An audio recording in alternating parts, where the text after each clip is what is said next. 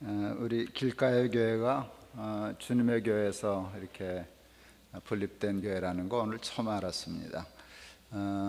저희 교회도 강당에서 학교 강당에서 시작한 교회잖아요. 그리고 지금 이제 흩어졌는데 많은 교회가 아직도 우리도 강당에서 예배를 드려서 이렇게 길가의 교회 우리 동아학교에서 이렇게 강당에서 예배 드리는 게 저는 낯설지 않습니다. 사실 우리 높은 뜻 교회가 그렇게 강당에서 하고 하는 그 원조가 주님의 교회잖아요, 한국은. 그래서 원조 교회 와서 설교하게 돼서 반갑습니다. 우리 장로님, 제가 이제 페이스북 한다는 얘기를 해주셨는데 제가 몇 년 전부터 페이스북을 하기 시작했어요. 이제 매일 글 쓰는 게 좋아서 이제 글을 쓰기 시작했는데 이제 꽤 많은 이제 팔로워가 생겼어요. 어느 날 무슨 글을 쓸까 하다가 목사가 딴 얘기 하지 말고 우리 아들놈이 그러더라고요. 아버지는 성경 얘기하실 때가 제일 근사해요. 그래서 그 말 듣자마자 제가 페이스북 마태복음 이야기 그렇게 해서 1장부터 한번 쭉 강해를 했어요. 뭐 강해를 할 것도 없죠. 그냥 편하게 마태복음 큐티 나누는 정도 이렇게 했는데 뜻밖의 많은 분들이 그걸 읽어주더라고요. 그래서 이제 팔로워가 저는 꽤 많아졌어요. 한 10만 명 됐거든요. 자랑하려고요. 그러니까 이게 참 보람이죠. 이렇게 이제 보람이고 하는데 어느 날 이제 글을 썼더니 마태복음 이렇게 몇 장인가 글을 썼더니 그 아이디를 사탄이라고 쓰는 친구가 댓글을 달았어요. 댓글을 돌아버리겠네 그러고 썼어요. 아이디는 사탄이고 댓글 내용은 돌아버리겠네. 그래서 이건 또 무슨 글인가 그리고 상상했어요.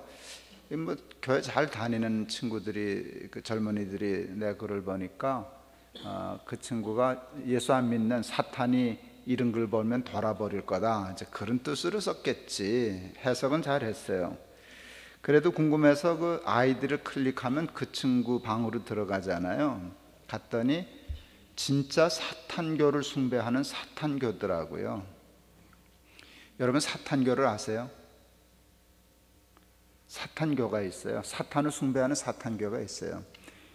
있는 줄 알았는데 우리나라에 들어온 걸 몰랐었어요. 근데 우리나라에도 이미 사탄교가 있더라고요. 제가 동안교회 목회할 때 캐나다에서 신학을 한 전도사님이 계셨는데 그 토론토에 사탄교가 있다고 휴가 때 토론토 다녀오면서 사탄경, 그러니까 사탄교 바이블을 들고 왔어요. 한번 보라고. 제가 그래서 사탄교 바이블을 봤어요. 1장 1절을 읽고 덮었어요. 1장 1절이 내 삶의 주인은 너 자신이다. 그래서 그놈이 아직도 그놈이네 하고 덮었어요. 그 말이 뭔가 하면 사탄이 아담과 하와에게 선악과 따먹으러 할 때 했던 말이거든요. 내가 하나님이야. 내 삶의 주인은 너 자신이야. 뭐 하나님 이래라 저래라 할 거 뭐 있냐. 너 먹고 싶으면 문어 먹고 따먹고 따고 싶으면 따고 말고 싶으면 말지.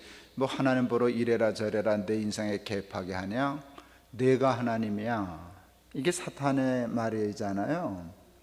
근데 내 삶의 주인은 너 자신이다. 그 말이 내가 하나님이라는 말과 같은 말이거든요. 그래서 그놈이 아직도 그놈이네 하고 덮었어요. 여러분 사탄은 끊임없이 우리를 시험할 때 내가 하나님이다. 내가 내 삶의 주인이다. 그렇게 시험해요. 그런데 여러분 그게 왜 시험이 될까요?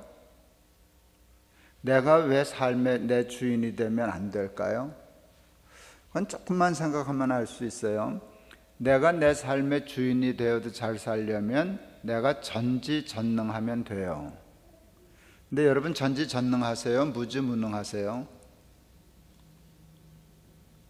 그건 아시죠? 그러면 답이 나와요. 무지무능한 존재가 내가 주인이야 내 맘대로 할래 그렇게 하면 답은 잘 산다 못 산다? 못 산다죠. 20몇 년 전 24, 5년 5, 6년 됐나요? 성수대교가 무너졌어요. 제가 동안교회 목회할 때인데 그때 저희 교회 사택이 개포동에 있었어요.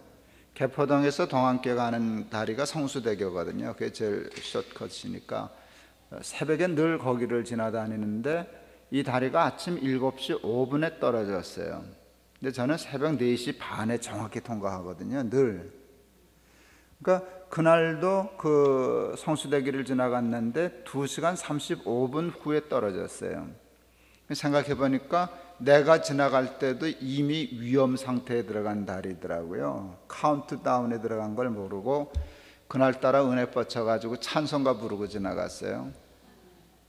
돌아올 때는 그 다리가 떨어졌으니까 한남대교로 돌아왔어요. 근데 무섭더라고요. 이것도 무너지면 어떡하나. 생각해 보니까 웃기더라고요. 멀쩡한 다리는 벌벌 떨고 지나가고 무너질 다리는 찬송가 부르고 지나가고.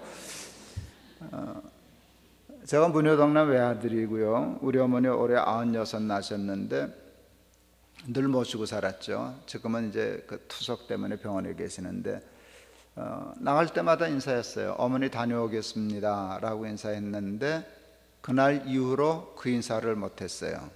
제가 나갈 때 다녀오겠습니다 하는 인사를 안 하고 인사를 바꾸었어요. 어머니 나 가요. 그러고 갔다 와서는 다녀왔습니다 이렇게 나눠서 얘기하기 시작했어요. 다녀오겠습니다라고 얘기하려더니 이렇게 말이 안 되더라고요. 가는 건 알겠지만 오는 건 와 봐야 알지. 그래서 다녀오겠습니다는 말을 그때부터 지금까지 한 번도 안 했어요. 좀 안 되니까 말이. 여러분 다녀오겠습니다는 말 뭐나 해도 되지만 책임지고 할 수 있으면 예수 안 믿어도 돼요. 그렇잖아요. 뭐를 하나님 패키지 콤보 있어요. 다 아는데 이건 무너질 딸이구나. 안 가면 안 죽는 거고 안 무너질 딸이구나. 가면 사는 거고. 인생이 그런 건데 다녀오겠습니다 하는 말 한마디를 책임 있게 못하는 게 나라는 걸 알게 되었어요. 비행기 엄청 탔네요. 목사가 비행기 참 많이 탔는데 제가 한 번도 안 한 일이 조종실 문을 두드려 본 일이 없어요. 여보 내가 자동차 운전 30년도 넘게 했는데 자동차나 비행기나 그게 그거겠지 뭐 당신 피곤하지? 내가 대신 조종해 줄게. 그러면 미친 거예요. 그렇죠? 조종사 그때 같이 미쳐가지고 잘됐다 야 나 피곤해서 졸린데 네가 좀 해라 비슷해 하고 넘겨주면 그 비행기는 추락하잖아요. 저는 알죠. 비행기는 조종사가 조종해야 안전하다 하는 거 알아요. 한 가지 더 알아요. 매우 중요한 거예요. 나와 세상은 하나님이 조종하셔야 안전하다. 제가 예수 믿으면서 깨달은 최고의 깨달음이에요. 그런데 보니까 깨달았는데 여기는 안 되더라고요. 왜요? 나도 원죄가 있잖아요. 원죄가 뭔데요? 선악과 따먹은 죄잖아요. 선악과 따먹은 게 뭔데요? 내가 하나님 되려고 하는 본성이거든요. 올해 제일 유행했던 말 중에 하나가 갑질이에요. 갑질. 그 어느 항공사 부사장 갑질. 사람들이 다 비난하고 비판하고 욕하고 그랬어요. 근데 내가 그걸 보면서 그래 욕먹을 짓 했다 싶은데 그 생각도 들더라고요. 세상에 갑질 안 하는 사람이 어디 있어? 여러분 다 갑질해요. 여러분은 안 하셨죠? 저는 안 했겠죠? 그런 게 어디 있어요? 세상에 왜 사람들이 공부하는 줄 아세요? 갑질하려고 공부하는 거예요. 공부 나중에 못하면 을질 당하게 될까봐 눈 부릅뜨고 갑질하려고 공부해요. 왜 돈 벌게요? 갑질하려고 돈 버는 거예요. 왜 출세하고 성공하려고 그래요? 갑질하고 싶어서 그런 거예요. 이게 본성이라고요, 인간의. 그게 사탄이 선악과 따먹을 때 심어놓은 우리의 본성이라고요. 기회만 있으면 깔고 앉고 기회만 있으면 지배하고 주인 노릇하고 하나님 되려고 하는 게 있어요. 깨달았는데 나도 잘 안 되더라고요. 그래서 그냥 평생 점검해요. 지금 내 주인은 하나님이신가 또 난가. 자꾸 이게 깔고 앉으니까. 그래서 나름대로 하나님이 주인이십니다 라고 하는 이거를 지키려고 노력하는데 완전치도 않은데 노력한 것만으로도 받은 복이 얼마나 큰지 모르겠어요. 2001년 10월 7일 높은 뜻 숭의교회를 시작했어요. 제가 동안께 목회할 때인데 2001년 6월 첫 토요일 날 경희대학교 노천극장에서 청년들 전도 집회가 열렸어요. 학원복음화협의회라는 게 있는데 제가 그날 설교하는 날이었는데 32,000명 청년들이 모였어요. 25,000명 오면 자리 없다고 하는 자리에 32,000명이 모이니까 발 디딜 틈이 없더라고요. 그냥 바닥을 꽉 채우고 그 계단도 꽉 채우고 정말 인상적이었던 건 늦게 왔던 청년들이 나무 위로 기어 올라가고 지방에서 온 친구들은 버스 위에 올라가 앉았어요. 근데 참 또 재밌는 건 그때 버스 위에 올라갔던 친구가 지금 우리 교회 부목사가 되었더라고요. 근데 더 놀라운 건 그 친구는 그때 거기서 예수를 영접했어요. 프로 골프 선수였는데 그날을 잊을 수가 없어요. 우리 그 청년부 담당하는 부목사가 사랑의 교회 부목사하고 둘이 이렇게 해서 열심히 해서 했는데 하루 저녁 경비를 7천만 원을 쓰더라고요. 그때까지도 청년 집회 하루 하는 날 7천만 원 예산을 쓴다는 게 그게 말이 안 돼서 야 너는 간이 배밖에 나온 놈이다. 어떻게 하루 저녁 하는데 7천만 원을 쓰겠다고 덤벼드냐. 근데 뭐 이 일을 이미 다 저질러 놔서 수습이 안 되는 거예요. 그래서 7천만 원 해줬어요. 뭐 여러 개 목사님들이 모아가지고. 근데 32,000명이 은혜 받는 거 보니까 갑자기 내가 틀리고 우리 목사가 맞은 거예요. 네가 잘했다. 돈도 싸다. 뭐 1인당 2,000원밖에 안 들었다. 32,000명이 왔으니까. 야, 7천만 원 가지고 이런 집회를 한다면 이건 수주 맞은 장사지. 이건 한 집회에 7천만 원이 아니라 1억을 써도 안 아깝다. 근데 그 우리 목사가 확실히 앞서가는 게 왜 열린 음악회 이런 데는 조명도 잘하고 음향도 잘해서 그 한 시간의 음악회를 위해서도 그러는데 왜 밤낮 우리 청년들을 위한 집회는 그렇게 스피커도 안 나오고 뭐 음향도 나쁘고 이런 데서 해야 됩니까?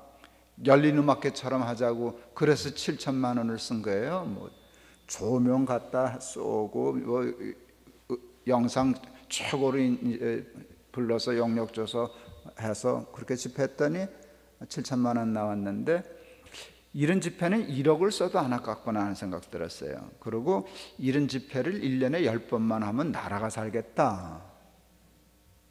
저도 간이 배 밖으로 나오더라고요. 그래봤자 10억밖에 더 되냐. 동안교회도 그때 작은 교회가 아니었으니까 10억 쓸만 하더라고요. 그런 돈은 있는데 근데 문제는 뭔가 하면 쓰지 않고 남겨놓은 10억은 없잖아요. 교회가 아무리 커도 다 여기 쓰고 다 정해져 있는 돈인데 10억이 쓰고 싶었어요. 진짜로 개척할까? 이게 난생 처음 제가 생각한 개척이라는 생각이에요. 제가 50 넘어서 그때 우리 교회도 한 5,000명 출석하고 예배당 그때 잘 지었을 때거든요. 동안교회 큰 예배당 짓고 그랬는데 뭐하러 50 넘은 목사가 개척을 하기 위해서 생각도 안 할 일이에요. 당연히. 그런데 그 전도 집회 해보고 싶어가지고 개척해서 하나님이 다시 교회를 키워주시면 돈 여기저기 흩어쓰지 말고 선택과 집중 여기부터 돈을 써야지. 집에 돌아와서 아내하고 상의했어요. 나 이런 생각 들었는데 이제 동안교회는 건축도 했고 교인도 많아졌고 누가 와도 저건 할 것 같은데 나 이제 50도 넘었는데 한 번밖에 기회가 없는데 나 개척하고 싶어. 그랬더니 아내가 펄쩍 뛰더라고요. 좋다고. 이게 희한한 여자라고 생각했어요. 내 아내지만 그게 뭐 그냥 하나님의 뜻이면 해야지. 이 정도까지가 A 플러스인데 내가 볼 때 정답은 당신 돌았어. 이게 정답이고. 그런데 펄쩍 뛰었어요. 나도 그 자리에 있었는데 왜 난 그 생각을 못했을까. 그 다음 말이 더 치명적이었어요. 잊어보니 당신 훌륭하네. 그 말이 완전히 돌았어요. 아내가 훌륭하다는데 뭐. 그러니까 마음이 바빠지기 시작했어요. 제가 또 좀 그런 면에 바빠요. 급해요. 그 다음 주일이 주일이니까 설교하고 수요일날 임시당회 소집해서 사표 내고 그 다음 주일날 설교하고 끝냈어요. 그게 동안께 끝낸 일이에요. 그리고 이제 몇 달 준비해서 마침 그때 그 숭여자대학 강당을 빌릴 수 있게 돼서 거기서 10월 7일 첫 예배를 드렸죠. 근데 그 준비하는 동안에 사람이니까 객기 부렸나, 괜한 짓을 했나, 내가 뭐 그냥 가만히 있으면 이제 예배당 잘 지었겠다, 교인들 막 쏟아져 들어오는데 그냥 이따 은퇴하면 딱 좋은 걸 이걸 내가 객기를 부렸나, 뭐 이런 생각도 많았고요. 근데 정말 저를 짓누른 가위 누름이 있었는데 그게 뭔가 하면 단순한 생각이에요. 좋은 교회를 하고 싶었어요. 제가 굉장히 좋은 교회를 다녔어요. 제가 받은 복 중에 최고의 복은 좋은 교회를 만난 거였어요. 어려서. 그래서 늘 거기에 대한 빚진 마음이 있어요. 내가 목회하는 교회의 교인들도 내가 받은 복을 받아야 되는데 그게 좋은 교회예요. 근데 그 교회가 하고 싶은데 그 단순한 생각이 그렇게 쉽지 않은 거예요. 어떻게 하면 좋은 교회를 할 수 있나? 할 수는 있을까? 그게 좀 부담이 많이 됐는데 그때 하나님이 저한테 주신 말씀이 마태복음 16장이에요. 13절 이하에 주는 그리스도시여 살아계신 하나님의 아들이십니다 라는 신앙 고백. 그러니까 예수님이 이 말씀을 하셔요. 다 아는 말씀인데 내가 이 반석 위에 내 교회를 세우리니 음부의 권세가 이기지 못하리라. 다 아는 말씀인데요, 말씀이 이렇게 가슴에 탁 부딪힐 때가 있어요. 그걸 레마라 그러잖아요. 레마의 말씀으로 내 말씀으로 확 사는데요, 그때는요 토시 하나하나가 의미가 있어져요. 내가 그러는데 감당 못할 은혜를 받았어요. 깨달음이에요. 제가 그 말씀을 깨닫고 은혜를 받고 내 입에서 튀어나온 말이 뭔지 아세요? 하마터면 덤태기 쓸 뻔했네, 이 말이 나왔어요. 이게 무슨 뜻인 줄 아세요? 숭의교회를 나는 내가 해야 되는 줄 알았어요. 내가 담임 목사니까. 근데 예수님이 그러시는 거예요. 내가 할 때 그 말이 강조돼서 들리니까 내 교회를 왜 네가 하냐, 그렇게 들렸어요. 예수가 내 교회는 내가 해, 좀 허튼 생각하고 쓸데없는 걱정하고 있어. 네가 왜 내 교회를 걱정하냐? 내 교회는 내가 세우지 왜 네가 세우냐? 그래서 얼른 갖다 드려서 덤태기 쓸 뻔했네. 예수님이 하세요. 근데 그 믿음은 있잖아요. 내가 세운 교회는 솔직히 자신이 없어요. 하고 싶지만 안 될 수도 있으니까. 그런데 예수님이 세우신 교회는 좋은 게 틀림없잖아요. 반석 위에 세운 교회 음부의 권세가 이기지 못할, 이게 다 그냥 아멘으로 이렇게 탁탁 와닿는 거예요. 그래서 얼른 내드렸어요. 그럼요, 예수님 하셔야 되겠네요. 그래도 내가 담임 목사인데, 개척하는 목사인데 그러면 저는 뭘 하지요? 그런 마음의 질문이 생겼어요. 그때 하나님이 제게 마음에 주신 단어가 유치라는 단어예요. 유치하다는 유치가 아니고요, 평창 동계올림픽 유치. 올림픽을 유치할 때 프레젠테이션을 해야 돼요. 평창에서 하게 하시면 이렇게 하겠습니다, 오케이, 이렇게 되는 거거든요.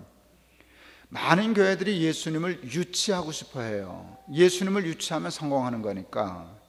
근데 예수님이 호락호락 안 가시는 거예요. 얘기해봐, 내가 너희 교회를 세워주면 너희는 어떤 교회를 할 건데? 그때 제가 거기서 깨달았어요. 요 베드로의 고백만 하면 예수님은 유치한다. 왜? 그러셨어요. 내가 세우리라 그러셨으니까. 근데 주는 그리스도시여 살아계신 하나님의 아들이십니다 라는 신앙 고백을 제 말로 바꾸었어요. 하나님이 주인이 되시는 교회를 하겠습니다. 그래, 높은 뜻, 그때 순위교회죠. 높은 뜻 순위교회, 지금 높은 뜻 7교회가 되었는데, 높은 뜻 교회의 목회 철학, 목회 목표, 뭘 갖다 붙여도 하나밖에 없어요. 우리 교회는 하나님이 주인이 되시는 교회예요. 저희 교회 석 달 만에 1000명 모였어요. 그 교인들이 쏟아져 들어온 거예요. 쏟아져 들어왔어요. 그 석 달 만에 1000명 모였는데 장로님 하시다가 오신 분만, 밝힌 분만 35분이었어요. 안 밝힌 분도 있어요. 그러니까 굉장히 1000명 중에 대부분이 직분자들이에요. 왔는데 그때 그게 불안했어요. 사람은 누구나 다 원죄가 있는데, 원죄는 주인 노릇하려고 하는 마음인데, 우리는 1000명이 되지만 아직도 아무것도 조직도 없고, 그러니까 깃발 꼽으면 새끼줄 꼽으면 자기 땅 되는 그런 느낌이 들더라고요. 이게 지금이 위험한 때구나. 우리 교회가 잘못하면 위험하구나. 그래서요, 특단의 조치를 했어요. 2년 동안, 2달이 아니에요. 2년은 짧은 기간이 아니에요. 2년 동안 주일 낮 예배만 드렸어요. 우리 한 3, 4천 명 모일 때까지 우리는 예배만 드렸어요. 구역을 조직하지 않았어요. 직분을 임명하지 않았어요. 모든 교인을 오직 성도라고만 불렀어요. 얼마나 제가 예민했는가 하면 낮 예배 때에 대표 기도를 안 시켰어요. 왜 안 시켰게요? 대표 될까 봐. 그 정도로 예민했어요. 왜 구역을 조직하지 않았나? 남녀 상계를 하지 않았나? 조직을 하면 조직의 책임자가 생기잖아요. 하다못해 권찰, 집사, 권사 이렇게 구역장 그러는데 아직 신앙으로 우리가 잘 훈련되고 되기 전에 직분부터 되면 그게 계급화되고 그것이 주인 노릇할까 봐 아예 그냥 예배 드리고 집에 가라는 거예요. 여러분, 교인이 몇천 명 모일 때까지 구역 조직을 안 한다는 건 말도 안 되는 소리예요. 그리고 주일 낮 예배는 정말 아무것도 안 했어요. 교회는 예배 드리는 것이야. 예배 드리는 게 된 다음에 그 다음에 뭘 쌓아야지. 기초도 안 쌓고 하나면 자빠져. 그냥 예배 드리고 가자 그랬어요. 인천에서 다니던 여자교회 한 분이 한날 저를 찾아오더니 목사님 구역 좀 만들어 주세요. 왜요? 심심해 죽겠어요. 구역 예배 드리겠다고. 그러니까 한국교회 교인들이 그때 알았어요. 교회 중독자들이더라고요. 교회를 벗어나면 아무것도 못하는 거예요. 그러니까 교회가 달달 볶아야만 편해지는 사람들이에요. 구역 예배 드리고 뭐 어디 여전대 일하고 봉사하고 와서 하고. 그런데 우리는 주일날 예배 드리는 것밖에 일주일 내내 아무것도 안 하니까. 근데 사실은 저도 힘들더라고요. 목사도 일 중독자거든요. 근데 우리 뭐 주일날 예배 하나 드리는 것밖에 없으니까 그 다음에 뭐 누가 어디 사는지 알아보지도 않고 오면 오는가 보다 가면 가는가 보다 하고 성도님하고 끝나니까 뭐 진짜 편한데 그게 너무 편해서 힘들더라고요. 그런데 그냥 버텼어요. 저 구역 예배 구역 만들어 달라는 분한테 제가 그랬어요. 그냥 반상회 가세요 그랬어요. 주님의 교회가 그런 면에서는 한국계 제일 이제 선두주자였고 제가 했는데 저희도 정관이 있어요. 난 주님의 교회가 여러분의 그 정관을 가진 이유도 제 생각과 동일하다고 생각해요. 사람이 주인 노릇하고 이렇게 잡지 않고 때 되면 물러서고 그렇게 하면 그래서 하나님이 중심이 되고 하나님이 주인이 되는 교회. 이제 저희도 그렇죠. 정신은 똑같은데요. 조금 세부 상황에서는 조금씩 달라져요. 근데 저희도 정관을 할 때 저희는 이제 목사 65세 그리고 6년에 한 번씩 재신임 투표 뭐 이러고 그리고 위임제도 없는 거. 저는 위임제도가 그 불공정 계약이라고 생각했어요. 목사 위임받은 목사는 다른 교회 안 가지요. 손 보니까 목사 마음이더라고요. 교인이 가지 말라 그래도 가고 싶으면 가고 교인들이 이제 그만 가시면 좋겠다 싶은데도 안 가면 그만이고 위임은 그런 제도거든요. 그래서 그건 불공정이다 그렇게 생각해서 6년 동안 하고 나 다시 해도 되냐 그거는 물어보자. 근데 주님에게는 한 번 더 나가서 물어볼 틈도 없이 그냥 잘라버린 10년이면. 그러니까 다 장단점은 있는데 정신은 같아요. 하여간 사람이 너무 독주하지 말자. 사람 위주의 교회하지 말자 하는 건데 저희도 그렇게 했어요. 저희는 이제 장로, 안수, 집사, 권사는 6년 담임하기로 했어요. 6년 하면 끝이에요. 거기 장로님들은 죄송하지만 재신임이고 뭐고 없어요. 재신임 받을 틈도 없어요. 끝이니까. 왜 그랬나? 저는 이게 조금 주님에게 모르겠어요. 저는 목사를 직업으로 봤어요. 이렇게 얘기하면 목사님 중에 되게 기분 나빠하시는 분들이 많아요. 근데 저는 직업이 성스러운 거라고 생각했어요. 직업. 그리고 모든 직업이 사실은 소명이에요. 성경을 제가 아무리 봐도요, 너희는 택하신 족속이요 왕 같은 제사장이라 그랬을 때 그게 성직을 의미하는 건데, 너희는 할 때 그 너희는 목사가 아니에요. 목사는 택하신 족속이요 왕 같은 제사장이라 그러지 않고 너희는 하고 풀었어요. 그 너희는 누군가 하면 저하고 여러분이에요. 여기 목사 몇 분 없죠? 나머지는 뭐 사업하시는 분, 뭐 여러 가지 직업이 있잖아요. 근데 그게 다 똑같은 왕 같은 제사장직이라는 거예요. 이게 하나님의 정신이에요. 근데 그게 옳아요. 그래야만 여러분 이 땅에 하나님의 나라가 이루어져요. 그 직업이, 그래서 나는 직업이 소명이라고 생각하고 그게 사실은 개신교의 전통이에요. 저는 목사가 직업이에요. 직업은 왔다 갔다 하는 게 아니에요.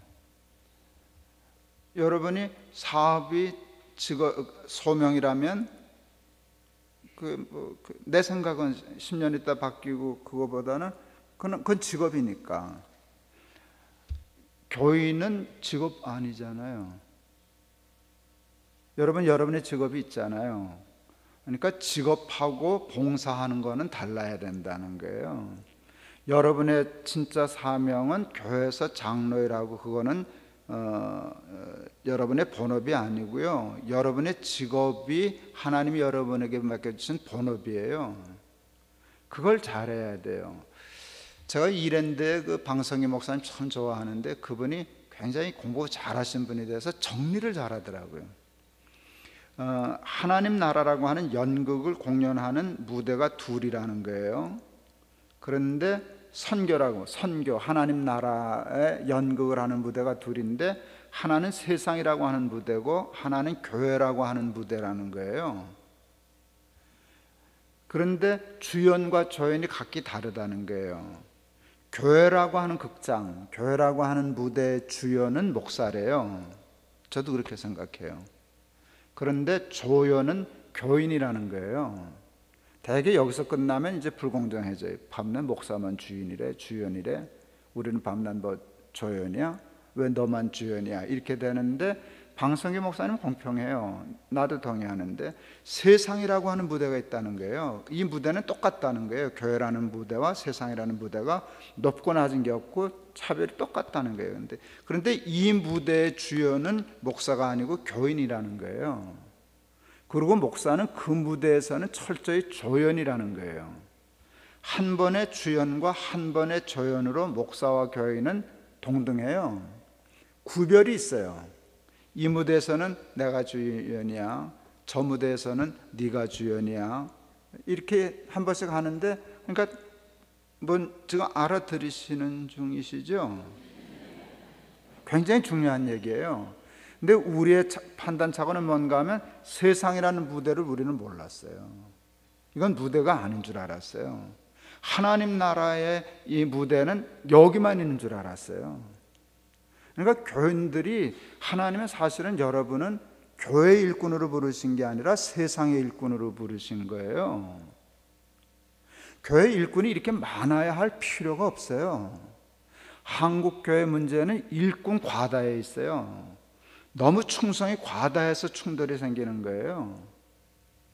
제가 그런 비유를 들어봤어요. 요즘 잘 못해봤는데, 옛날에 운구할 때, 관운구할 때, 이렇게 관운구할 때 보통 6매디를 묶어요. 이렇게.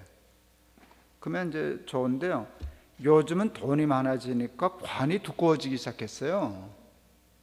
가난할 때는 이 관이 작더니 얇더니, 이게 뭐 그 관 두께를 보면 국민소득을 하겠더라고요. 관이 두꺼워져요. 근데 또 배웠던 게, 여러분 아세요? 관은 마른 나무를 쓰질 않아요. 마른 나무가 아니고 젖은 나무, 그러니까 생목이에요. 그러니까 무거워요. 하여간 무거워요. 이게 두꺼워지니까 6명이 들려니까, 또 좀 뚱뚱하셨던 분이 돌아가시면 못 들겠는 거라, 그러니까 매듭을 하나를 더해서 8명이 들어요. 둘이 더 드니까 확실히 들만한데, 뭐가 문제가 생기는가 하면, 키가 큰 건 아니잖아요. 관은 비슷한데 발이 걸려서 갈 수가 없는 거예요. 내가 그런 생각했어요. 교회 일을 운구하는 거라고 얘기하면은요, 이 관 하나 들고 갈 때 6명이면 딱 좋겠구만. 여기 10명, 100명이 들러붙은 것과 같아요. 내가 그래서 이게 지네 발이냐 사람 발이냐, 이 발이 걸려서 갈 수가 없는 거예요. 그러지 말고 저거 하고, 그래서 저희 교회에서 제일 많이 쓴 말이 나가 놀아라, 나가 놀아라 그랬어요. 교회는 예배드리고 조금 봉사하고, 여기는 봉사하는 데고 사역하는 데는 교회가 아니라고. 그게 제 논리예요. 제 논리예요. 그리고 그러니까 여러분은 다 나가고 교회는 내가 다 할 거야, 그거 아니에요. 그러니까 그래서 우리는 6년의 시간을 두고 그 다음에 교인들한테 다시 평가를 받고 그렇게 하자, 이제 그런 얘기를 했어요. 하여간 어쨌든 그렇게 했어요. 그 모든 이유가 쉽게 말하면 사람이 주인 노릇하려는 걸 차단하려고 그랬어요. 저희 교회도 성공했어요. 주님의 교회처럼 성공했어요. 저희 교회에서는요, 누구도 주인 노릇하려고 그렇게 하면 문화가 바뀌어 버렸어요. 처음에는 제도를 바꿨었는데요, 제도가 우리도 이제 14년 되었는데 14년쯤 되오니까 그게 문화가 되더라고요. 우리 교회에서는 주인 노릇하고 뭐 좌지우지 하려고 그렇게 하면 저거 어느 별에서 온 사람이야, 이렇게 돼요. 그러니까 그 분위기상 그 일을 못해요.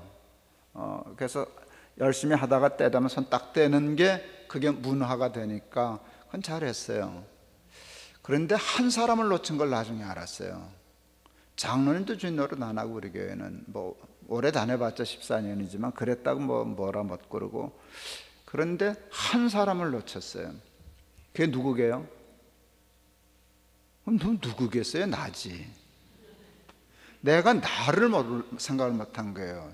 장로님들 주인 노릇 할까봐, 뭐 연보 많이 있는 사람 주인 노릇 할까봐, 이건 다 막았는데, 제가 그래서 교회 분립하는 날 그래서 우리 교회는 주인이 없어서 너무 좋다고, 근데 주인이 없어서 좀 힘들 때도 있다고, 우리 교회는 다 손님이라고, 그런데 감사한 건 단골 손님이 있어서 고맙다고 그랬더니 교인들이 웃더라고요.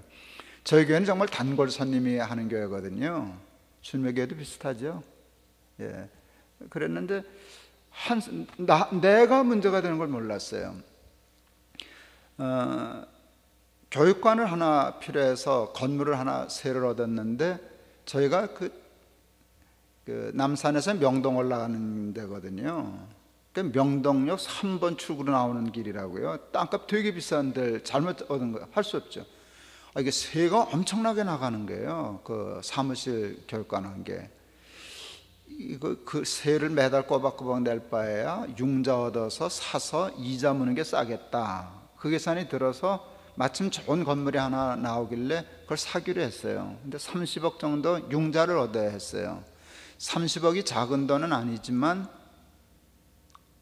뭐 살만했어요. 우리가 그래도 그때 한 3천 명 모일 때였으니까. 그래서 융자 신청하면 대번 줄 줄 알았어요.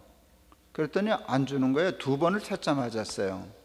그래서 이 양반들이 돌았나네 그랬어요. 우리 같은 교회를 돈 안 주면 이 사람은 어디서 밥 벌어먹는데 하고, 제가 그 대출 심사 담당자를, 책임자를 만나서 물었어요. 왜 안 주냐고. 우리 교회 3천 명 출석하는데 1년 예산이 몇십억인데 이 돈 30억을 안 주냐고. 그랬더니 기가 막힌 말이에요. 젊은 사람인데요, 40대 초반 중반 정도 됐는데, 숭의교회는 신령이 없어서 안 준다는 거예요. 나는 신령이 숫자인 줄 알았어요. 우리 3천 명이야 1년 예산 몇십억이야, 이게 신령인 줄 알았더니 아니라는 거예요. 왜 그러냐 그랬더니 기가 막힌 말을 하대요. 높은 뜻 숭의교회는 석 달 만에 1,000명 모였다면요 그래요. 네. 그랬더니 그 얘기를 하더라고요. 한 사람 때문에 1,000명 모였다죠. 그래서 네 그랬어요. 그거 다 김 목사님 때문이죠. 아니라고 그럴 수는 없겠네요. 그랬더니 기막힌 말을 해요. 한 사람 때문에 석 달 만에 1,000명 모인 교회는 그 한 사람만 잘못되면 한 달 만에 무너집니다. 소름이 끼치더라고요. 그게 꼭 맞는 말이거든요. 그러니까 한 사람의, 쉽게 말하면 스타에서 움직이는 데는 조직적으로 굉장히 취약한 조직이에요. 거기는 그 사람만 무너뜨리면 되는 거니까. 이게 풀뿌리가 없으니까. 그래서 너무 충격을 받아서 멍했으니까 말귀를 못 알아듣는 줄 알고 친절하게 예를 들어 주시더라고요. 이 양반이 예를 들어 목사님이 스캔들이 나신다거나 죄송하지만 차 사고로 돌아만 가셔도 우리는 돈 받을 데 없습니다 그러더라고요. 저는 말을 잘 듣는 은사가 있어요. 그건 정말 저는 은사급이라고 생각해요. 그 말이 저한테 너무 중요한 말이었기 때문에 뭐 어쩔 줄을 몰라 하면서 그랬어요. 돈 안 빌려도 상관없어요. 뭐 그냥 그러면 세 물면 되는 거니까. 교회 사활이 걸린 문제는 아니었으니까, 어느가 좀 유리하나 불리하나 문제지 교회 되냐 안 되냐 문제는 아니었으니까 그러면 안 빌려주면 그냥 세 내면 되지. 근데 나는 그 말이 나한테는 30억보다 귀했어요. 이 양반이 자기 말에 그렇게 감동받는 사람을 난생 처음 봤지 뭐예요. 자기 말에 감동받는 것에 감동받아가지고 돈 줬어요. 그래서 그 건물 지금 잘 쓰고 있네. 빚짝 갖고. 그날 높은 뜻 숭의교회 문제는 장로님이 아니구나, 김동호구나. 그래서요, 제가 남이 들으면 참 되게 건방지게 그러지만 정말 높은 뜻 숭의교회에서 김동호 목사 제거하기, 내가 세운 목표예요. 나를 제거해야 돼. 그래서 어떻게 하면 나를 제거할 수 있을까를 생각하다가 첫 번째 한 게 안식년 가겠다 한 것이었어요. 그래서 6년 하고 하루도 안 어기고 1년 안식년 얻어서 갔어요. 장로님들이 기겁을 하셨어요. 목사님이 가시겠다면 할 말은 없는데 목사님 안식년 가면 우리 교회는 위험합니다. 그때 한 4,000명 출석할 때였는데 제가 한 달에 한 주일을 설교를 늘 안 했어요. 그건 동안교회 때부터. 왜냐하면 모든 교회는 다 담임 목사의 설교에 중독돼요. 그렇게 되면은 다른 설교를 못 들어요. 그러면 신앙이 편협해져요. 그게 좋은 게 아니에요. 그래서 제가 의도적으로 한 주일은 설교 안 해요. 그럼 저도 좋아요. 그 토요일 날은 텔레비전 연속곡 봐도 되고 뭐 봐도 되니까. 그래서 늘 안 하는데 매주일 전화 와요. 이번 주 누구 설교하냐고. 김 목사 설교 하나 안 하나. 제가 설교하는 주일과 안 하는 주일의 출석 차이가 400에서 800, 10%에서 20% 정도가 늘 왔다 갔다 했어요. 제가 그런 사람이에요, 이래봬도. 장로님들이 그 얘기를 꺼내시더라고요. 목사님 주일날 설교만 빠져도 400에서 800명 안 하는 거 아시지 않냐고. 목사님이 1년을 강대를 비워놓으면 우리 교회는 무너지는 수가 있다고. 그래서 내가 그 말을 받아서 그러니까 가야 된다고. 왜 그러냐 그래서 언제까지 나한테 길들여질 거냐고. 내가 없으면 안 되는 교회, 나한테는 좋지만 교회한테는 안 좋은 거라고. 내가 없어도 되는 교회, 김동호가 없어도 되는 교회가 주님의 교회지 어떻게 그게 주님이 주인 되신 교회냐고. 김동호가 주인인 교회. 제가 말은 잘하잖아요. 그리고 또 옳은 말이니까 장로님들이 옳다 생각하고 허락해 주셨는데 교회는 줄었게요, 안 줄었게요? 줄었어요. 조금 줄었게요, 많이 줄었게요? 많이 줄었어요. 뭐 교인들 참 그렇게 설명하고 왔는데도 첫 주일날 1,000명 빠졌어요. 이건 사태에 가까운 거예요. 한두 주일만 더 빠지면 이게 진짜 위험해지는 상황이더라고요. 장로님들 기겁해가지고 메일 보내고 전화하고 미국으로 거보십시오. 우리가 뭐라 그랬습니까? 우리가 이른다 그러지 않았습니까? 당장 들어오셔서 수습하셔야 되시지 않겠습니까? 수습이라는 말을 쓰더라고요. 그때 제가 근사한 답장 보냈어요. 다 무너져도 안 들어갑니다. 내가 들어가면 수습이 되겠지만 내가 들어가야만 수습되는 교회는 내 교회지 하나님의 교회 아닙니다. 쉽게 말하면 주님의 교회 아닙니다. 다 무너지라 그러십시오. 다시 개척하랍니다. 정말로 그렇게 생각했어요. 교회가 무너지는 게 아니라 건강한 교회가 되는 게 중요하지. 그래서 하나님이 그것을 믿음으로 인정해 주셨어요. 교회를 지켜주셨어요. 교회 안 무너졌어요. 제가 돌아올 때 1년 후에 돌아올 때 다시 원상복귀했어요. 그 전에 4,000명 다시 다 됐었어요. 그런데 숫자는 똑같았는데 제가 알겠어요. 체질이 달라졌어요. 전에는요, 제가 없으면 안 되는 교회였는데요, 1년 있다 돌아오니까 내가 없어도 되는 교회로 바뀌어 있더라고요.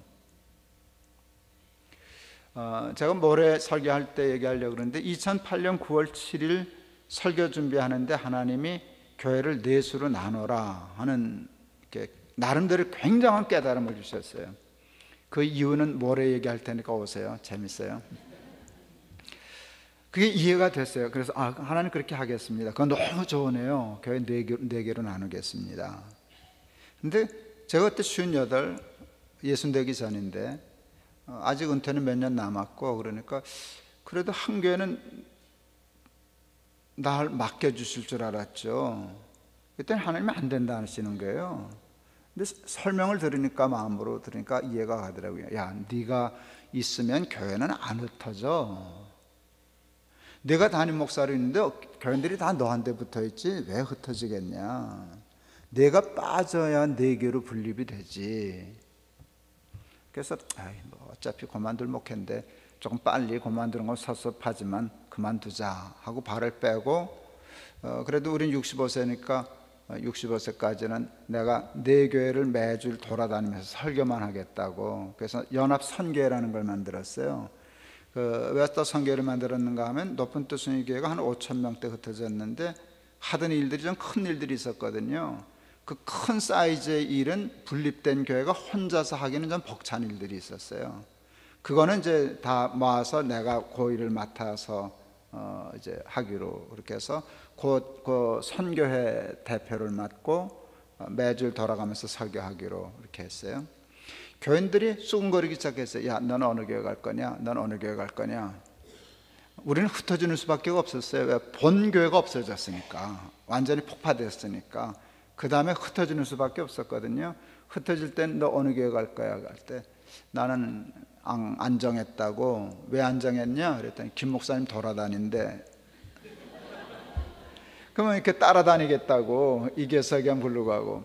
내가 그 얘기 듣고 딱 한 번 광고 시간에 광고하고 다 흩었어요.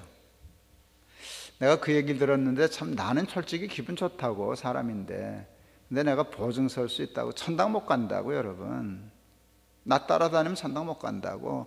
이 다음에 심판대 앞에 섰을 때 하나님 그러실 거라고. 넌 여기 왜 왔냐? 너는 내 교인 아니고 김동호 교인이잖아. 김동호 보러 천당 보내달래지 왜 나한테 왔냐? 그러시지 않겠냐? 그 말이 그렇게 무서웠던가 봐요. 그냥 싹 갈렸어요. 두부 자르듯이 잘렸어요. 그리고 감사하게도 그 네 교회가 몸살도 하지 않고 뿌리 쫙 내려서 교회 많이 성장했어요. 예.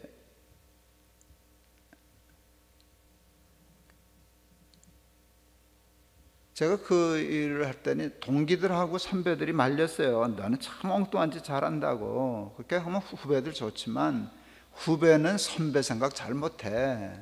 너 그러다 뒷방 늙은이 될 거야. 여러분, 나이 든 사람이 제일 살 떨리는 말이 뒷방 늙은이에요. 이게 혈압 오르는 말이거든요. 저도 영감이에요. 제가 손주가 5이거든요. 우리 큰 손주가 10살이라고요. 그러니까 나도 영감이죠. 나도 뒷방 늙은이 하면 우통 벗어야 돼요. 이게 혈압 오르고. 근데 사탄이 딱 그 말로 걸고 넘어가더라고요. 너 뒷방 늙은이 될 거야. 근데 잊을 수 없어요. 그때 하나님이 주신 마음, 그런 게 참 중요한데요. 야, 그러면 너는 안방 많이 말려고 목회했냐? 내가 주인이라면, 그럼요. 내가 주인이 되려면 너처럼 소위 인간적으로 얘기하면 개척해서 수적으로 성공한 목사가 뒷방 늙은이가 돼야만 하나님이 주인인 교회가 되는 거야. 너는 가만히 있어도 안방 마님 될 수 있어. 다른 교회는 몰라도 높은 뜻 교회에서는, 숭의교회에서는 네가 뒷방 늙은이가 돼야 네 말대로 내가 주인인 교회지. 네가 안방 마님인데 내가 어떻게 주인이 되냐? 그래서 진짜로 기도했어요. 여러분, 나 뒷방 늙은이가 되게 해주시옵소서. 되던데요. 왜요? 깨달았고 이해했기 때문에 기도하니까 되더라고요.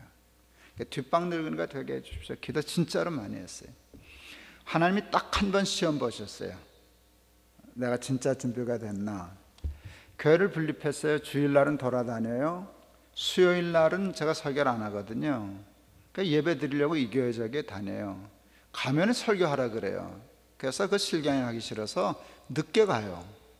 딱 담임 목사가 설교 시작할 시간쯤 딱 가 앉으면 뭐라고 못 그래요. 어느 날 수요일 날 기가 막힌 타이밍에 담임 목사 설교 시작하자마자 문 열고 들어가서 싹 앉았어요. 그러니까 교인들이 제 부부가 온 걸 못 봤어요. 늦게 들어갔으니까. 우리 담임 목사가 광고 시간에 그건 난 실언이라고 생각해요. 여러분 뒤를 돌아다 보십시오 그러더라고요. 반가운 손님이 오셨습니다. 깜짝 놀랐어요. 하마탄 내 입에서 말 튀어나올 뻔했어요. 제가 나를 손님이란다. 나는 주인이라는 생각은 안 했는데 손님이라는 생각을 못 해봐. 내가 어떻게 높은 뜻교의 손님이? 내가 어제까지 갑이고 지가 을이었는데. 아니 이게 뭐 몇 달이 간 것도 아니고 뭐 가자마자 나는 을도 안 되고 병이 된 거잖아요. 손님. 섭섭하더라고요. 솔직히 그 섭섭한 정도를 넘어서서 충격, 이렇게 면도칼로 마음이 이렇게 비어지더라고요. 싸하게. 그랬더니 그 분위기가 그냥 그 목사도 아차 싶었고 그 말이 튀어나가는 순간 이게 잘못된 말이고, 그때까지 지금은 다 교인들 마음 떠났지만 그때까지는 교인들의 마음이 나한테 있을 때인데 그게 옳은 일이기 때문에 흩어진 거지 내가 싫어서 흩어진 건 아니거든요. 자기는 좋아하는 목사인데 손님을 내치면은 우리 목사 왜 저래? 내가 섭섭해하면 교회 큰일 나는 거예요. 그때 거기 사탄이 아주, 그러니까 장군을 이렇게 둔 거예요. 외통수 장군을 부른 거예요. 근데 하나님이 또 그 마음을 주셨어요. 얘야, 그래. 네, 손님이 되어야 끝까지 반가운 법이란다. 아, 예. 그게 또 기도 많이 했어요. 반가운 손님이 되게 해주시옵소서.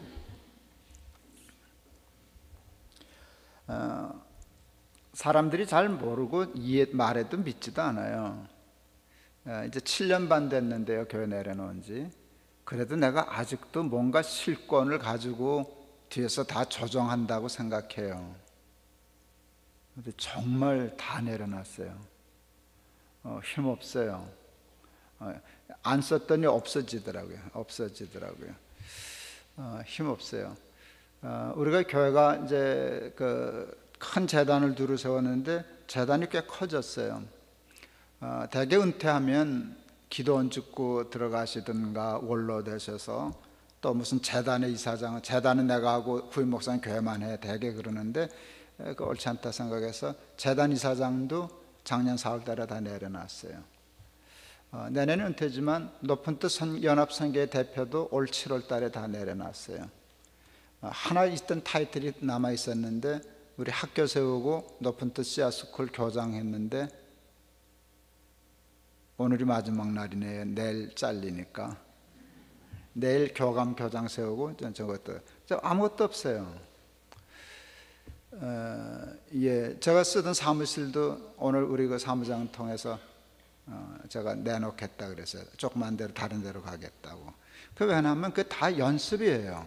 다 연습이에요. 내려놓고 아무것도 없이 반가운 손님이 되게 해주십시오. 기도했어요.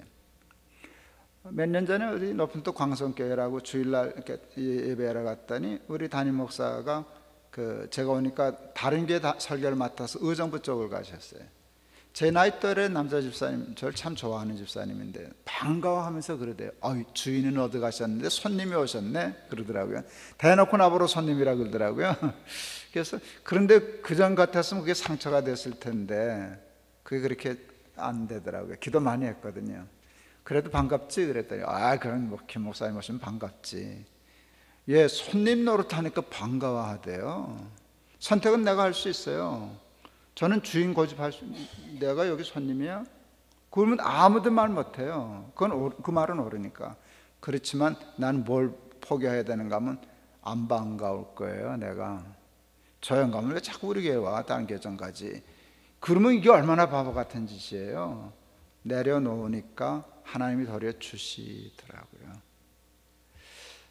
우리 높은 뜻 참 감사한 것은 높은 뜻 교회 중에 벌써 분립 준비하는 교회가 나오기 시작했어요. 날짜 정해놨어요. 그 태스크포스 팀 해서 우리 목사 벌써 안식년 가고 돌아오면은 이제 분립한다고 이렇게 준비를 하기 시작했는데, 그리고 이제 목사님들이, 우리는 선교사 하다 오신 분들이 있는데 벌써 발표했어요. 성질 급한 분들이 자기 안수행을 하고 한 턴 6년만 더 하고 자기는 65세까지 안 가겠다고, 그리고 선교사로 다시 나가겠다고, 일본 가겠다고, 인도네시아 가겠다고. 근데 그 스스로 옮문 얻는 거거든요. 자기 카드 다 내보여주고 쓸 카드를 없이 만들어 버리는 거거든요. 근데 왜 그런가 하면 자기도 조심스러우니까, 교회 주인 될까봐 도망가 궁리하고 내빼 궁리하고 발빼 궁리하고 그 다음에 후배들 세워서 이렇게 교회하게 하고 그러는데, 그게 하나님이 주인이 되시는 교회예요. 여러분은 이름을 그렇게 졌네, 그죠? 주님의 교회. 그 뜻인데, 그렇게 될 때 교회가 건강해질 줄을 믿습니다.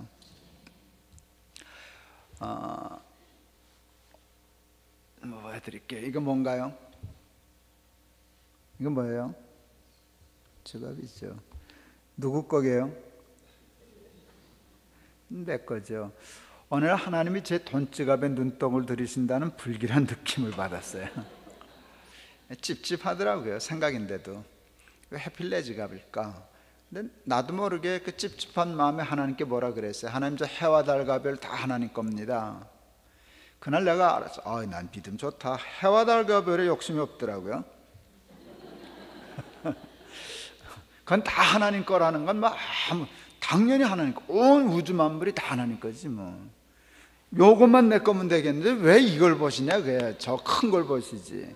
그래서 하나님 보러 저거 다 하나님 겁니다. 그랬더니 저건 안 보고 이것만 보세요. 그 장난 같은 생각을, 저는 생각을 오래 하는 버릇이 있어요. 그날 굉장히 중요한 걸 깨달았어요. 그 장난 같은 생각을, 지갑의 주인이 내 주인이구나. 자리의 주인이 내 주인이고요. 내가 높은 뜻교에 자리 만들고 깔고 앉으면 내가 내 삶의 주인이에요. 자리에 욕심내면. 그러니까 자리 자꾸 도망가는 거예요. 자리와 지갑 생각했어요. 이 둘이 제일 포기하기 어려운 거다. 내가 주인 삼고 싶어 하는 것이 둘인데 자리하고 지갑이더라고요. 내가 주인 되고 싶어 하는 거. 이 둘만 버리면 다른 것들은 졸개들이라고요. 이걸 버렸는데 뭘 못 버리겠어요. 그래서 이걸 버려야 되겠다 생각했어요. 근데 이게 쉽지 않더라고요. 사람 누구나 돈 욕심이 있으니까 훈련이 필요하다 하는 생각을 했어요. 신앙은 훈련이 필요해요. 저는 말씀대로 사는 사람 되고 싶었어요. 근데 그게 생각만으로 되지 않아요. 어떻게 훈련하면 그게 연습이 될까 할 때 엉뚱한 생각했어요. 신호대로 운전하자. 빨간불이면 서고 파란불이면 가고, 요게 훈련되면 말씀대로 산다 생각했어요. 신호는 약속이고 말씀이거든요. 이게 어려워요, 여러분. 신호대로 운전하는 게 얼마나 어려운데요. 어느 때 제일 어려운가 하면 새벽 기도에 갈 때 제일 어려워요. 아무도 없어. 순경도 없어. 사람들 빨간불 서면 뒤에 있는 차가 내버려 두질 않아요. 빵빵거리고 가라고. 빵빵거리고 헤드라이트 반짝반짝 하는데 그게 뭔가 하면, 야, 순경 없어. 내가 지금 연습 중인데 순경이 없다고 가나? 버티고 있으면 빵빵 반짝반짝 거려요. 그게 좀 힘들어. 그 1분 몇십 초, 이게 참 힘들더라고요. 버티고 서 있지. 그러면 대부분 옆길로 빼서 가요. 갈 때 악셀에다 꽉 밟아서 왕 하고 가고 힐끗 봐요. 그게 말하는 거지 뭐. 별 미친놈은 다 보겠네. 그래, 너 잘났다 이제 그러고 가는 거죠. 그래서 서 있어요. 신호대로 운전하는 것이 몸에 배면 모든 걸 약속대로 규칙대로 지키니까 율법도 그렇게 지키지 않겠나 그랬는데, 이 주인이 돈에 대한 욕심을 버리기 위해서 해야 할 훈련이 뭘까 했을 때 저는 그걸 11조라고 생각했어요. 저에게 장로님 중에 특전대 출신 장로님이 계셔요. 저보다 꼭 10년이신데 제가 참 좋아하는 장로님이신데, 월남전 전투도 갔다고 그러셨어요. 난 2층에만 서도 다리가 후들거리더만 어떻게 비행기에서 뛰어내려요. 그랬더니 훈련 받으면 됩니다. 그러면서 특전대 훈련하는 얘기를 하더라고요. 레펠이라고 하는 데서 석 달 점프 연습을 한대요. 그 레펠이 높이가 10m래요. 왜 10m냐 그랬더니 사람이 가장 공포를 느끼는 높이가 11m래요. 10m에 서면 키가 있어서 11m 눈높이가 나오잖아요. 제일 무섭대요. 제일 무섭다는 뜻은 뭔가 하면 더 올라간다고 더 무서워지지가 않는다는 거예요. 거기서부터는 똑같이 무섭다는 거예요. 그래서 거기서 뛰면 아무 데서나 뛴다는 거예요. 그 얘기 듣자마자 내가 무릎을 쳤어요. 알았다. 11조란 사람이 돈에 대하여 가장 공포를 느끼는 액수다. 거기서 뛰면 뛴다. 정말 훈련했어요. 목사가 11조 하는 게 뭐 대단하겠어요만은 제 훈련은 뭔가 하면 흠 없는 11조 하자. 대충 하는 거 말고, 대충 하고 11조라고 그러는 거 말고, 하나님이 흠 없는 거 달라고 그러셨으니까 흠 없는 11조. 흠 없는 11조를 어떻게 연습했는가 하면 추석 지났네요. 저에게는 아직도 추석에 교인들이 선물 조금 줘요. 주님에게 놨던지 모르지만, 사과 상자 꽤나 들어와요. 근데 우리 안에는 사과 상자가 들어오든 조기가 20마리 들어오든 다 11조 때요. 어떻게 떼게요? 간단해요. 상자 열어가지고 10개 중에 하나씩 빼는 거예요. 그래서 다시 상자 꾸려요. 갖다 줄 때야 많잖아요. 그렇게 해서 11조 때요. 요즘은 우리 아내도 무슨 옷을 좀 챙겨 입던데 한참 때는 옷 신경 안 쓰고 아무거나 막 입고 돌아다니더라고요. 온누리교 권사님 중에 유명한 디자이너가 있어요. 백화점에 매장 여러 개 가지고 있는 권사님인데 우리 아내 보더니 사모님 왜 그러고 다녀요? 오세요. 우리 백화점 어느 매장으로 오세요. 옷 좀 드릴게. 안 가더니 우리 마나님 어느 날 가서 옷 이만큼 얻어왔어요. 그날 혼났어요. 11조 떼느라고. 그 집 옷은 왜 또 그렇게 비싸? 진짜로 다시는 안 갔어요. 그냥 가서 시장 가서 자기 마음에 드는 그 하나 사는 게 훨씬 낫지. 그날 그 11조 문이라고 혼났거든. 동안교회는 명동에서 어느 저거 하면 알만한 그 유명한 구두 재화점 2개가 있었어요. 그분들은 무슨 추석에 내리 선물이면 다 그 티켓 줘요. 자기 집에 구두 많으니까. 근데 이제 두 집이 그러니까 좀 힘들더라고요. 매주 신발을 바꿔 신어야 돼요. 이분들은 인사하면서 내 눈을 안 보고 신발을 보거든요. 누구 신발 신었나. 그러니까 전 아마 죽을 때까지 그 동안교회 때 받은 신발을 못 신을 거예요. 신발장에 아직도 하나 가득이니까. 그런데도 구두편은 계속 주거든. 그러면 제가 이제 구두 다시 바꾸지 않고 가지고 있다가 나도 선물할 때가 있잖아요. 그때 쓰면 되니까 그때 하는데요. 그래도 그냥 하지 않고 그 금액만큼 11조를 내고서 줘요. 연습이니까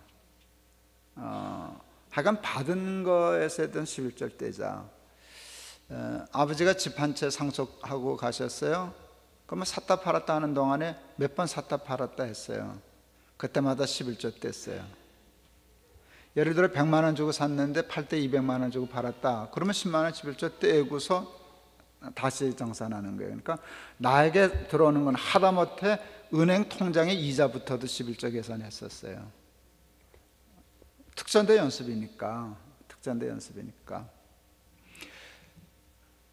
12년 전에 워싱턴에 집회를 했는데 그 후배 목사가 제가 11조 굉장히 중요히 여기는 걸 알고 미국의 예수 잘 믿는 청년들이 청년 때 하는 11조 서원 얘기를 해줬어요.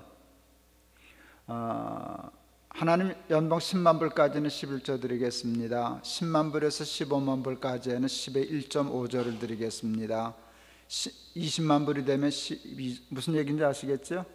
누진을 거는 거예요. 그래서 19조까지 사인한대요. 그리고 놀라운 거는 그걸 지키는 애들이 꽤 있다는 거예요. 아까 얘기했잖아요. 저는 말 잘 듣는 은사가 있다고. 그런 얘기에 걸려들어요, 저는. 근데 그게 걸려드는 게 얼마나 축복인지 몰라요. 그 말에 걸려들어요. 저는 걸려들어요. 하면 걸려들어요. 걸려들었죠. 미국 애들이 해, 나도 해볼 거야. 그래서 12년 전에 그 집회 끝마치고 돌아오면서 집에 들어가기 전에 문방구에서 큰 금전 출납부하고 계산기 사들고 들어갔어요. 그리고 12년째 작년 말까지 쓰고 이제 끝냈어요. 사실은 금전 출납부 썼어요. 여러분 금전 출납부 쓰는 목사 보신 적 있어요?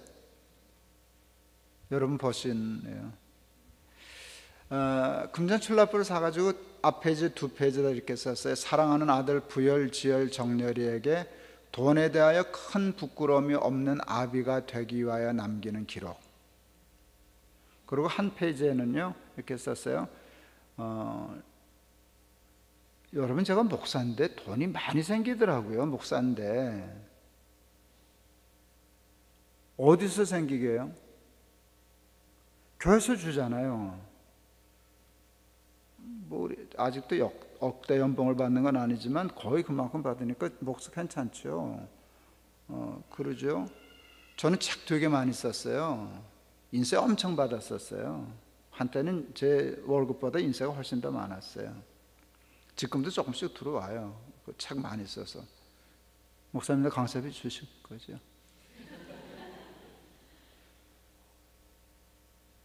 강사비만 갖고 살아도 전 살걸요.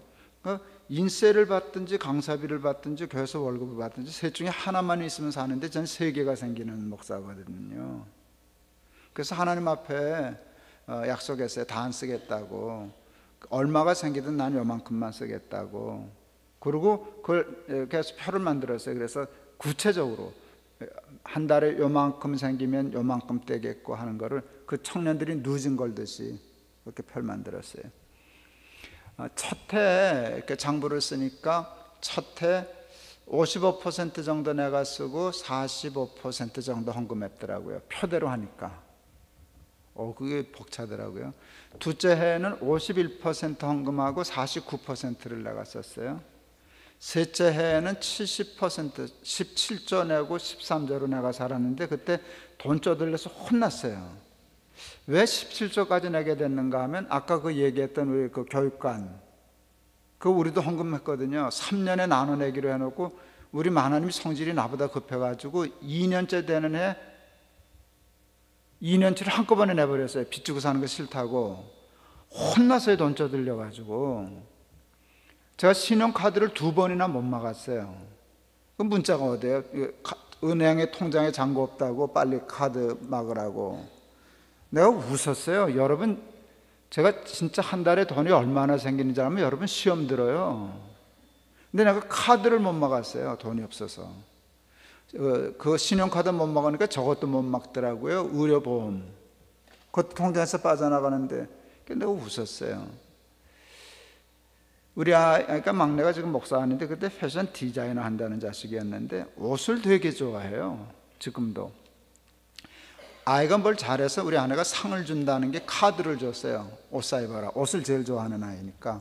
30만 원이야? 그 이상은 안 돼. 네. 하고 가더니 45만 원 긁고 오셨어요. 욕 바가지로 먹었지. 근데 이 자식 좋은 거예요. 욕은 잠깐이고 옷은 몇 달이다. 이제 그러고. 저는 그런 거 가지고 별로 야단 안 쳐요. 애들 때 뭐 그럴 수도 있지. 근데 제가 그날 저녁 밤 12시에 불렀어요. 정렬아, 내 방에 좀 들어와. 들어왔어요. 너 아버지 장부 쓰는 거 알지? 네. 한번 보여줄까? 그때 처음 아이한테 장부를 공개했어요. 기겁을 하대요. 아버지 돈 많이 생기는 줄은 알았지만 이렇게 많아? 목사가 돈이 이렇게 많이 생겨? 그래, 아버지 돈 그렇게 많이 생겨. 더 놀란 건 근데 아버지 정말 이렇게 살았어? 지출난이 쭉 있으니까 그걸 뭐 몇 년을 쓴 거니까 그랬어요. 그런데 너 이거 봐, 작년에 다 통계가 나오니까 너 엄마가 그 2년째 한꺼번에 무는 바람에 70% 지출했지 않냐. 돈 쪼들려서 혼났어. 카드 못 막았어. 아빠가 그 의료보험도 2번 망신당했어. 너 30만 원은 계획에 있어서 줄 수 있는 돈이었어. 15만 원을 네가 더 꺼냈었기 때문에 아버지 다음 달은 쪼들려. 기겁을 했어요. 우리 아들은 자기가 천하의 자기 아버지인 줄 알거든요. 천하의 자기 아버지가 15만 원 자기가 다 꺼냈었다고 다음 달 쪼들릴 거라고는, 그때만 그랬어요. 지금은 또 아니에요. 당연히. 그때는 진짜 그랬거든요. 그게 우리 아이의 인생을 갖고. 다음날 암소리 안 하더니 나가서 나하고 똑같은 금전출납부를 사오더라고. 나하고 똑같이 산다고. 근데 지가 쓸 게 있나? 뭐 생기는 게 없는데. 그러다 말았죠. 왜 제가 이제 끝냈나? 작년 말까지 쓰고서 하니까 이제쯤은 안 써도 그냥 그렇게 살 수 있겠다. 12년을 썼는데, 이렇게 이제 몸에 뱄는데, 하다가 다시 안 되면 다시 쓰지. 이제 그랬어요. 근데 작년에 장부를 끝낸 또 하나의 이유가 있어요. 아버지가 집을 한 채 주셨는데 관리할 수가 없어서 용인에 땅을 사뒀었어요. 그러니까 저한테는 그게 꽤 큰 재산이 되더라고요. 목사도요, 그거 재밌어요. 내가 통장에 돈이 얼마가 있고 용인 땅이 한 평에 얼마 정도 되니까 얼마고, 야, 이거 되게 기분이 좋은 거예요. 그러다가 어느 날 그거 다 내 거 아니지. 우리가 6 식구였거든. 우리 어머니 아들 셋, 우리 부부. 내 거는 6분의 1이지. 6분의 1은 우리 어머니 거, 6분의 1은 우리 아내 거. 이렇게 다 몫을 정했어요. 괜찮아 보여서 애들 다 불러가지고 그걸 발표했어요. 6분의 1은 너희들 거야. 액수는 얼마 정도 돼. 애들이 되게 기분 좋아하더라고요. 자기 몫을 지어주니까. 그 다음날 새벽 기도하는데 하나님이 기도하는데 난데없이 난 그러셨어요. 여러분은 지금 이 얘기 끝이니까 다 웃는 거예요. 저는 영문을 몰랐어요. 뭐 뜬금없이 난데없이 난 그러시니까. 그래서 나도 네 그랬죠. 내 마음으로. 네. 왜요? 그랬더니 아버지라면 그때 알았어요. 당신 거 달라고. 왜 네 엄마 거는 주고 내 거는 안 주냐는 거예요. 아버지라고 부르지를 말든가, 불렀으면 내 거 주든가. 재밌더라고요. 그래서 다시 애들 정말 불렀어요. 아빠가 어제 얘기했는데 계산이 틀렸어. 하나님이 자기 거 달래. 그렇지 않으면 아버지라고 부르지 말래. 애들도 웃더라고요. 그러니까 너희들 어제만큼 X가 아니야, 7분의 1이야 7분의 1. 그때 애들이 웃고 다 동의했어요. 그래서 여러분 정말 이게 장난같이 한 생각이지만 7분의 1로 하나님께 7분의 1은 드린다. 이게 너무 좋아서, 나는 좋아서 우리 교인들한테 그 설교했어요. 그렇게 하자. 우리도 하나님께 빈손 들고 와서 이만큼 받았으면 하나님께도 몫을 드리고, 자식만 챙겨주고 죽냐. 하나님께도 n분의 1 가족으로 편입하고 n분의 1 드리자. 그게 일종의 희년 정신을 실천하는 게 아니겠냐. 제가 그 얘기할 때 우리 교회도 부자가 꽤 있는데 부자는 힘들겠다. 진짜 부자는 도망갈 수도 있겠다. 근데 속마음으로 도망가려면 가라. 뭐 그래서 그거 겁나서 설교를 못하랴 하고 설교를 했어요. 우리 교회에서 돈 제일 많은 장로님이 오셨더라고요. 그래서 조금 이젠 간다는 소린가 보다. 딴 교회 가시겠다고 인사를 하는가 보다 했더니 목사님 지난번 설교 참 은혜 많이 받았습니다 그러더라고요. 깜짝 놀랐어요. 장로는 그 설교가 은혜가 돼? 그랬더니 그럼요. n분의 1 내야 되는데 장로는 그거 굉장히 많을 텐데. 그랬더니 다 뺏길 줄 알았죠. 숭유교회 오면. 그래서 얼마나 웃었는지. 숭유교회 오면 다 뺏는 줄 알았대요. 근데 그거 자식도 좀 줘도 되고 나도 n분의 1 가지고 노년에 그거 괜찮은데요. 그거 너무 좋다고. 그래서 그때 우리 교회 장로님들이 공개 유언장들 여러 번 썼어요. 뭐 3분의 1 내놓겠다, 죽으면 절반 내놓겠다, 공개 유언장을 썼어요. 내가 어느 날 당하다 그랬어요. 왜들 안 죽어요? 그랬어요. 유서 썼으면 빨리빨리 가야지. 유서 써놓고 안 죽으면 내 생전에 이걸 받아 쓰겠냐고. 난 할 일 많은데. 그래서 장로님들 배 잡고 그러시는 거예요.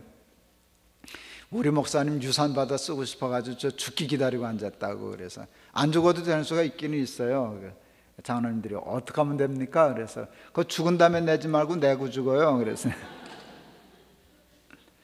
이게 우리 교회에서 그 트리플 30라는 운동을 해요.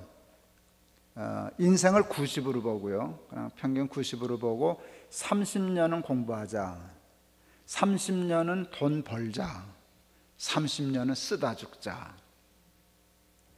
제가 어려서 가난해서 그런지요, 밤에 그렇게 돈 줍는 꿈을 많이 꿨어요. 여러분도 그런 꿈 꿨는지 몰라요. 가다 돈 이만큼씩 동전이지 뭐. 그래. 그래도 그게 얼마나 좋아. 근데 돈 줍다가 꿈 깨면 아주 미치겠는 거예요. 있었는데 순간에 없어지잖아요. 어느 날은 이게 근데 화딱지나는 거, 이게 주기적으로 반복되는 거예요. 이 꿈이. 어느 날 하도 약이 올라서 내가 자다가 계속 울었어요. 발버둥. 그러니까 우리 어머니 놀라가, 얘는 자다가 왜 이러냐. 돈 줍다가 꿈 깨가지고 그랬죠. 하도 약이 올라서 초등학교 때인데 나도 참 당차죠. 아직 결심을 했어요. 다음엔 절반만 줬을 거야. 절반만 죽고 꿈 깨기 전에 가게를 뛸 거야. 먹다가 깨야지. 이왕 깰 거면 먹다가 깨야지 줍다가 깨는 건 그지 같잖아요. 여러분 정말 재밌는 거는요, 제가 그 일을 실천했다는 거예요. 꿈은 꼭 생시 같잖아요. 돈이 보여요, 저기 있는 게. 딱 이거 꿈일 수도 있어. 딱 잡고 뛰었어요, 가게로. 돈 안 줬고. 그건 딱 포기하고 이젠 뛰어서 가서 먹고 깼어요. 할렐루야지. 제가 그 생각을 늘 해요. 어렸을 때 꿈이지만 인생이 그래. 모든 사람이 줍다가 깨요. 여러분, 줍다가 깨면 조금 주신 거나 많이 주신 거나 똑같아요. 없어지는 건 똑같아요. 많이 줍다가 깨면 더 억울하지.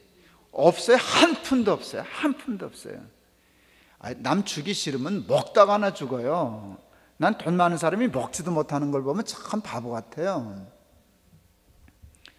제가 전에 상계된 교회 우리나라 지하 경제를 움직이던 여자가 계셨어요. 장영자 위에 있던 분이에요. 장영자는 드러난 사람이고 정말 고수는 훨씬 더 높은데 드러나지도 않더라고요.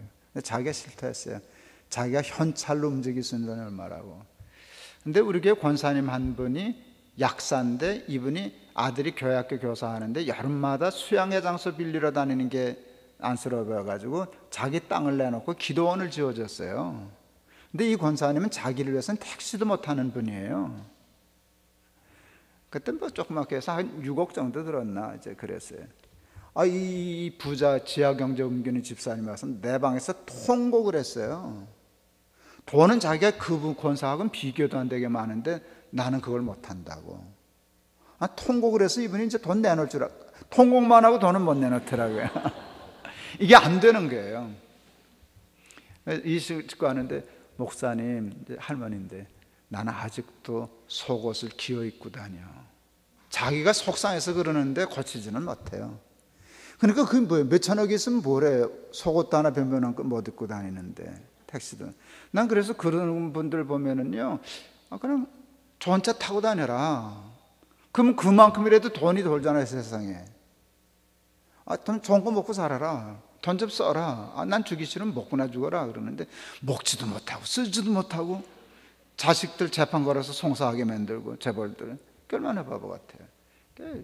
먹다 죽자 쓰다 죽자 그래. 그래서 여러분 자식 목도 갈라주고 내 노후 준비도 할 수 있으면 하고 작든 낮든 하나님에게도 몫을 지어 드려야지. 7분의 1을 하다가 자꾸 땅값이 오르더라고요. 7분의 1 필요 없더라고요. 그래서 애들하고 의논해서 하나님께 3분의 1 드리자. 애들 동의하더라고요. 절반 드리자. 작년에 다 재산 정리를 했는데 지금 얼추 계산하니까 한 60% 하나님 드린 것 같고 40% 남겨둔 것 같아요. 근데 그래도 뭐 사는데 지장 없거든요. 그래서 내가 그 재산을 정리해 놓고 보니까 이젠 장부 안 써도 되지 않을까 싶어요.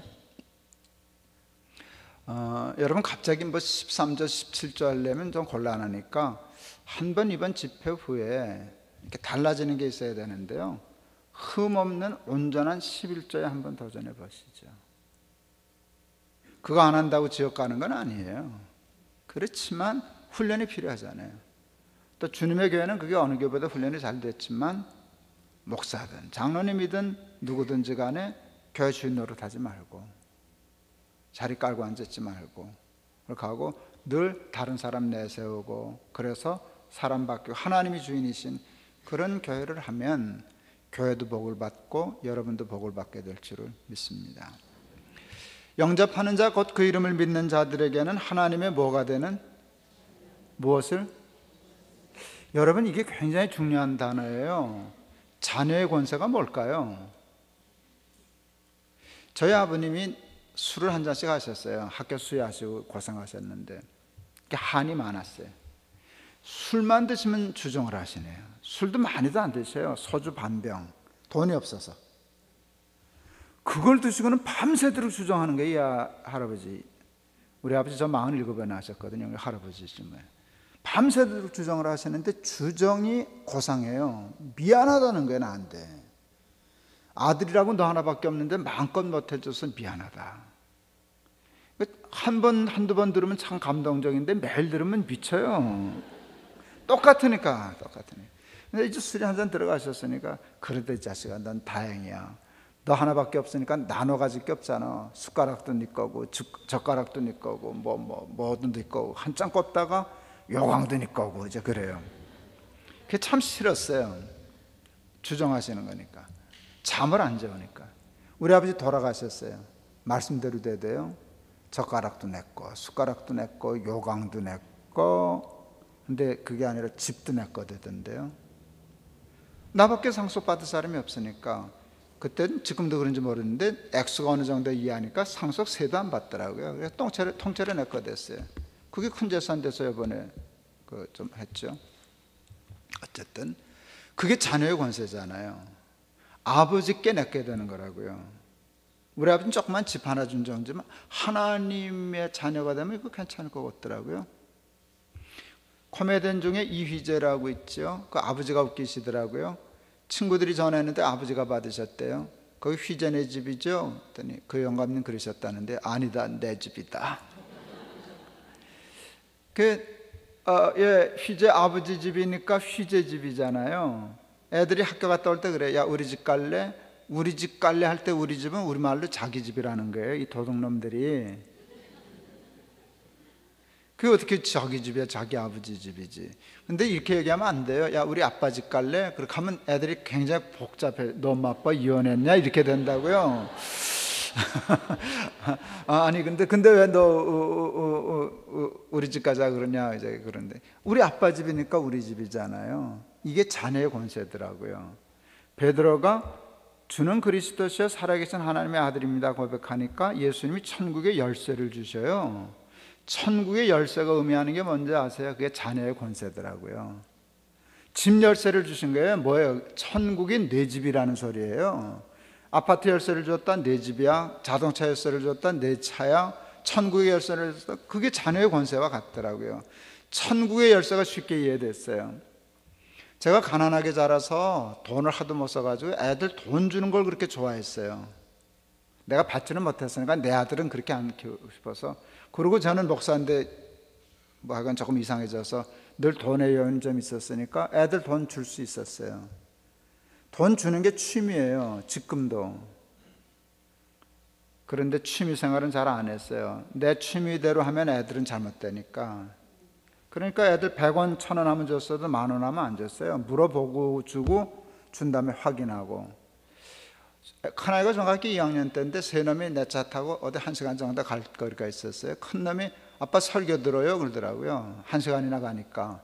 애들이 감사하게도 어렸을 때 설교를 들었어요. 그땐 테이블 꼽을 때니까 테이블 꼽았어요. 그랬더니 나는 우리 아이들을 사랑합니다. 내 생명보다도 귀합니다. 이런 말이 나오더라고요. 괜히 쑥스러웠어요. 애가 듣는데. 큰놈이 옆에서 꼭 그러는 것 같더라고요. 아이, 생명은 나중에 주시고 10,000원이나 제때 주시지. 그러지 않았지만 그랬으면 우리 아이가 잘못한 거예요. 내가 10,000원이 뭐가 아깝겠어요. 우리 큰아들이 한동대를 갔어요. 한동대를 놓고 보니까 한심하더라고요. 아무것도 없어요. 지금 것도 수도원 같은 데 집어넣고 온 거예요. 그래서 갑자기 돈이 급하면 할까 봐 크레딧 카드를 만들어줬어요. 1학년 때. 그랬더니 아내가 불안해 하더라고요. 그거 긁으면 나가는 거니까. 아내가 1년 정도를 체크했어요. 쓸 때 썼나, 쓸 만큼 썼나. 근데 우리 아이는 그때 이미 철이 들어서 카드를 관리하더라고요. 어느 날 우리 부부가 이 자식 철 들었네 이 말을 하게 됐어요. 근데 그 말이 얼마나 중요한 말인지를 알게 됐어요. 철 들었네 하니까 자식이 믿어진 거잖아요. 자식이 믿어지니까 카드를 관리할게요 안 할게요? 그 다음부터는 신경 안 썼어요. 당연히 쓸 때 썼으니까. 베드로가 예수님을 믿으니까 예수님이 베드로를 믿으실 수 있게 되었어요. 베드로가 예수님을 못 믿었으면 예수님도 베드로를 믿으실 수 없어요. 예수님이 베드로를 믿을 수 있게 되니까 믿고 천국의 열쇠를 맡기셨어요. 내가 자식을 믿으니까 카드를 맡기더라고요. 여러분, 지 돈이 내 돈인지는 모르나 내 돈은 지 돈이죠. 그래요 안 그래요? 다 써도 괜찮아요. 근데 돈 때문에 잘못될까 봐 카드를 못 주는 것이지, 그게 안 된다면 내가 안 쓰고 자식 주죠. 그날 깨닫게 됐어요. 아, 그때는 카드가 없어서 열쇠라 그러셨구나. 요즘 성경 쓰시면 이렇게 쓰시겠다. 내가 천국 카드를 내게 주리니 내가 땅에서 이렇게 하면. 여러분 지금 웃으셨어요. 근데 저는 그 일을요, 교회 목회에 관해서나 재단 일을 하는 거나 개인의 일을 하는 거나 자식에 관한 일이나 가정에 대한 일이나 모든 일에 구체적으로 숫자까지 거론하면서 간증할 수 있어요.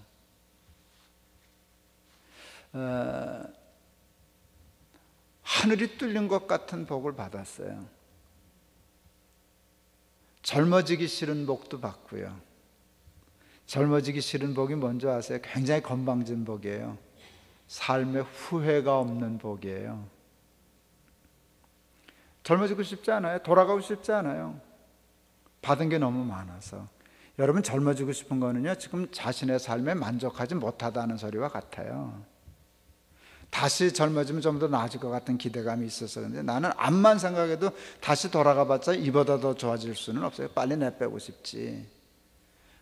근데 그 복을 왜 받았나 그렇게 하면 간증할 수 있어요. 요거 하나, 하나님이 주인이셔요. 교회 자리도 하나님이 주인이시고요, 내 지갑의 주인도 하나님이셔요.